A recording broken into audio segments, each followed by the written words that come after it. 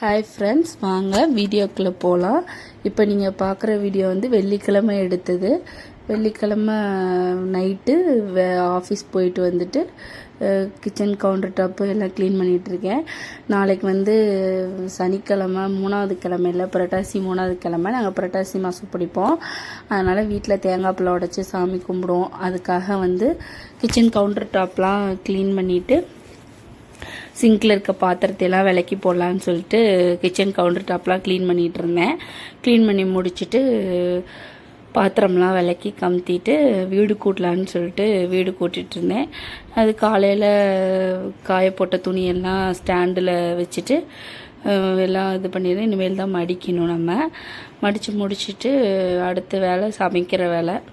இப்போ வந்து நீங்கள் பார்க்குறது வந்து பாட்டில்ஸ் எல்லாமே கிச்சனுக்கு தேவையான பாட்டில்ஸ் வாங்கி வச்சுருக்கேன். முன்னாடி வந்து நானும் பிளாஸ்டிக் பாக்ஸில் தான் வச்சுருந்தேன். அப்புறம் சரி ஒரு கடைக்கு போனோமா, அங்கே வந்து பாட்டில்ஸ் இருந்தது. சரி இது நல்லா இருக்குமே அப்படின்னு சொல்லிட்டு நான் இது வாங்கி ஒரு 5 months ஆகும். அதில் தான் போட்டு வச்சிட்ருக்கேன். நல்லாயிருக்கு. இப்போ பாத்திரம்லாம் விளக்கி கமுத்தின வீடியோ தான் இப்போ பார்த்துட்ருக்கீங்க. அப்போ நைட்டுக்கு வந்து தோசையும் பூண்டு சட்னியும் அரைக்கலாம் அப்படின்னு சொல்லிட்டு ரெடி பண்ணலான்னு சொல்லிட்டு உரிச்சிக்கிட்டு இருக்கிறோம். நானும் பாப்பா, நைனிகா, இனியா எல்லாம் சேர்ந்து பூண்டு உரிக்கலான்னு சொல்லிட்டு உட்காந்து உரிச்சிட்ருக்கோம். பிள்ளைகளுக்கு வந்து இந்த மாதிரி சின்ன சின்ன வேலைகள் நம்ம செய்யும்போது சின்ன சின்ன வேலைகள் நம்ம கொடுத்தோம்னா அவங்களுக்கும் ரொம்ப இன்ட்ரெஸ்டாக இருக்கணும். நம்மளும் வேலை செய்யலாம் அப்படிங்கிற ஒரு இன்ட்ரெஸ்ட் வரும். அதுக்காக ஒரு உட்காந்து உரிக்கிறேன் நானும் உரிக்கிறேன்னு அவளுகளும் சொல்லிகிட்டு இருந்தாளுங்க. அதனால் அவங்களும் உரிச்சிக்கிட்டு இருக்காங்க.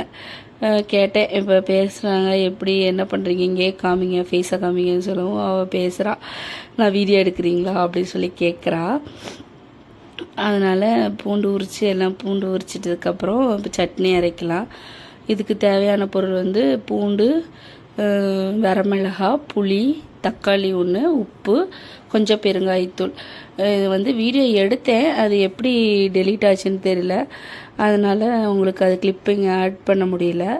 எல்லாம் மிக்சியில் போட்டு அரைச்சிட்டு ஒரு வடைச்சட்டியில் கொஞ்சமாக எண்ணெய் ஊற்றி, எண்ணெய் சூடானோடனே கடுகு, கருவேப்பிலை, இப்போ பெருங்காயத்தூள் வந்து இந்த வெடிச்சோடனே போட்டு நல்லா பொரிஞ்சதுக்கப்புறம் கடலப்பருப்பு எல்லாம் பொரிஞ்சதுக்கப்புறம் நம்ம அரைச்சி வச்சுருக்கோம்ல அதையும் நல்லா ஊற்றிட்டு அதில் கொஞ்சம் தண்ணி மிக்ஸ் பண்ணி அதையும் கொஞ்சம் ஊற்றினோம்னா நல்லா ரெட் கலரில் இருக்கும். அது கொஞ்சம் காரமாக தான் இருக்கும். பூண்டுங்கிறதுனால கொஞ்சம் காரமாக தானே இருக்கும். அதனால் கொஞ்சம் சிம்லேயே வச்சு கொஞ்சம் நல்லா ட்ரை பண்ணணும். கொஞ்சம் எண்ணெய் மட்டும் நல்லெண்ணெய் வந்து கொஞ்சம் நிறைய விடணும். நல்லெண்ணெய் நிறையா விட்டிங்கன்னா இதுக்கு பூண்டு சட்னிக்கு ரொம்ப நல்லாயிருக்கும். அப்புறம் மாவு வந்து நான் வீட்டில் ஆட்டல, கொஞ்சம் வேலையாக இருந்ததுனால வீட்டில் ஆட்ட முடியல.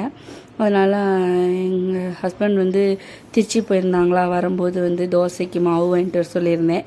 அது நைட்டு 9 மணி ஆகிடுச்சு. அப்புறம் தோசை மாவு வாங்கிட்டு வந்து தோசை சுட்டு பூண்டு சட்னியும் தோசையும் வச்சு தான் நாங்கள் சாப்பிட்டோம். இப்படி தான் எங்களோட வெள்ளிக்கிழமை நைட் ரொட்டீன் போச்சு.